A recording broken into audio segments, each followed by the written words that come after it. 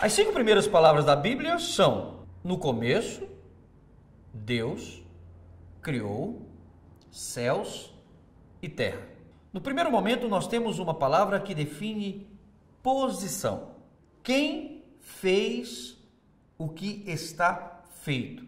No segundo momento, nós temos uma palavra que define não simplesmente posição, mas define essência. Quem é aquele que criou todas as coisas? Mas a terceira palavra, ela define ação. Deus entra em ação. Aquele que está acima de todas as coisas, aquele que é essencialmente criador, vai começar agora a agir. Assim como o escultor começa a esculpir a sua obra, o engenheiro começa a construir, o escritor começa a escrever, o criador vai começar a criar, vai colocar a mão na massa para chamar à existência aquilo que ele deseja criar. É interessante que esta palavra, a palavra criar, que muitos ouvem isso de sermões, criar do nada, mas ela tem muito a ver com a ideia de que existe um ser que está acima de tudo e acima de todos. Nós vimos isso na primeira palavra, conectada com a primeira letra. Existe um ser que é essencialmente criador, mas existe um ser que é capaz de mentalizar. Eu gosto da expressão, depois que é usada na Bíblia Latina, fiat lux. Existe alguém que é capaz de falar e aquilo que ele pensa, aquilo que ele determina, acontece numa velocidade maior do que a própria velocidade da própria luz, num momento, num lapso de luz, um fiat lux. Ele diz e as coisas acontecem. Então, na verdade, quem é esse que está acima de tudo? Quem é esse que é criador? Como é que ele se apresenta? Ele vai se apresentar mostrando a sua obra, dando o primeiro toque de existência. E nesse primeiro toque de existência, ele vai criar. Mas ele não vai criar simplesmente uma orquestra sinfônica, como faz o homem, ou alguma coisa menor. Ele vai criar os céus e a terra. Então, a terceira palavra da Bíblia mostra a amplitude do poder de Deus quando ele entra em ação. Quando ele entra em ação, ele é capaz de criar. Para nós, os céus. Para nós, a terra.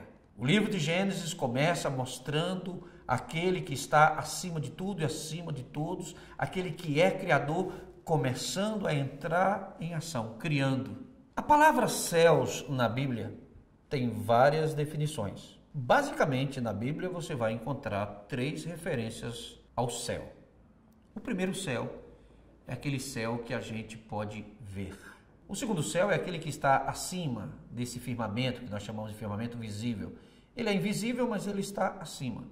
E o terceiro céu, conforme diz Paulo, conheço um homem que foi até o terceiro céu. Tem a ver com infinito, com o cosmos. Quando a Bíblia usa, principalmente no hebraico, a palavra hebraica, usa a palavra céus, a Bíblia está falando da amplitude do conhecimento, do universo, de todo o universo existente. Eu gosto dessa expressão, todo o universo existente, conhecido ou desconhecido. Nas minhas poucas leituras eu li alguns livros sobre cosmologia, mas um dos principais que fez um grande sucesso no mundo foi Uma Breve História do Tempo, do Stephen Hawking, que acreditava na teoria do Big Bang e quando lançaram o famoso telescópio Hubble, ele quase chegou a prever de que o novo telescópio iria descobrir a origem, onde os limites, as fronteiras do universo. E hoje, passados alguns anos, a gente sabe que no começo calculava-se que os céus, o universo tinha 40 bilhões de anos-luz. Depois ampliaram para 80. Depois do Hubble, alguns chegam a pensar e a dizer, porque nós jamais vamos poder verificar a verdade da afirmação, de que o universo possui mais de 180 bilhões de anos-luz. Imagine, o universo é grande, muito grande. É tão grande que a gente não pode imaginar, que a gente não consegue imaginar. Como diria um bom paraibano, é muito mais do que a água do mar que alguém poderia beber. É infinito, na verdade.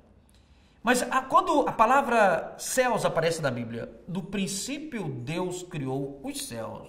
Deus está nos transmitindo a mensagem de que tudo que eu vejo, que eu consigo ver, e tudo que eu não consigo ver, ou tudo que o homem um dia venha a mensurar, foi criado por Deus. Deus está acima de tudo. Deus está acima de todos. Ele é essencialmente criador. E ele entra em ação para mostrar quem ele é, criando. E o seu primeiro objeto de criação descrito na Bíblia é o universo. É por isso que o poeta compôs a seguinte letra: quão grande és tu, quão grande és tu.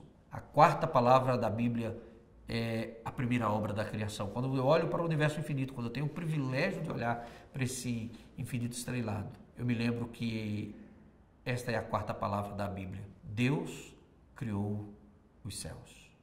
A quinta palavra e última dessa série é a palavra terra. Totalmente diferente. As 5 primeiras palavras são estratégicas para nós entendermos um pouco da Bíblia e o cenário que está preparado para esse desenrolar dos acontecimentos na Bíblia. No princípio, antes de tudo, alguém que tinha autoridade acima de todos e alguém que tinha autoridade acima de todos. Alguém que tinha autoridade acima de tudo e alguém que tinha autoridade acima de todos. Criou, entra em ação para criar. No primeiro momento, ele cria os céus, mas no segundo momento, ele cria a terra. É interessante que a palavra terra é uma das mais longínquas em termos de tradução na Bíblia. Porque o que é a terra? Você pode pensar que esse pequeno globo que está suspenso no universo, que a Bíblia diz que Deus colocou limites, estabeleceu pontos e criou fundamentos, que ele discute isso com Jó, sobre os quais ela está colocado, mas esses fundamentos são invisíveis, o homem não consegue ver, mas ela não se afasta da sua órbita, ela não sai do lugar onde ela está. Deus criou a terra, e a terra tem a ver com o homem. Interessante que quando mais adiante no livro de Gênesis, Deus vai usar a palavra para homem, a palavra homem hoje é a palavra usada mais na antropologia, mas a palavra usada é terroso. Deus criou os céus, mas dentro dos céus ele colocou uma pequena pérola, que hoje nós sabemos que é azul por causa dos nossos mares, dá para ver todos os mapas, nós temos essa visão. Essa pequena pérola azul se chama de terra. Essa terra é o lugar que ele está preparando para a habitação. Esse lugar é o lugar que ele está preparando para a moradia. Esse lugar é o lugar onde ele vai colocar uma pérola maior do que a terra. É onde ele vai colocar o homem, o terroso para viver. E sobre o universo, alguém já disse que ao criar o universo, Deus usa a palavra. Deus imagina e as coisas acontecem. Foi assim para criar os céus, foi assim para criar a terra. Mas quando Deus resolve mostrar a sua capacidade maior de criação, ele toma um pouco de terra, faz barro, e com esse barro ele sopra um pouco do seu espírito. E ao soprar sobre esse barro, nós temos o terroso, nós temos o homem. Essas são as 5 primeiras palavras da Bíblia. Mas você pode continuar estudando a Bíblia conosco. Na nossa próxima caminhada, vamos estudar o livro de Gênesis, as suas histórias, a composição das histórias que fazem o livro de Gênesis. Da primeira história, que é a história da criação, a grande história, a mãe de todas as histórias, até a história da formação do povo de Israel, que quando José vai para o Egito e Deus trabalha na vida desse povo para começar uma grande nação. Muito obrigado.